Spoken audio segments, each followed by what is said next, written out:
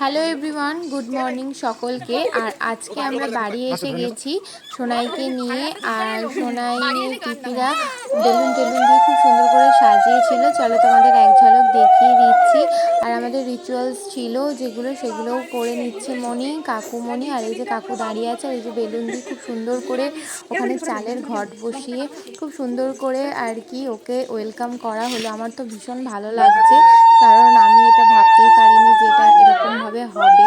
তো আমারও মনে মনে ইচ্ছা ছিল যে এরকমভাবেই যেন সোনাইকে নিয়ে আসি। তো যাই হোক, ইচ্ছেটাও পূরণ হলো। তো খুবই ভালো লাগলো।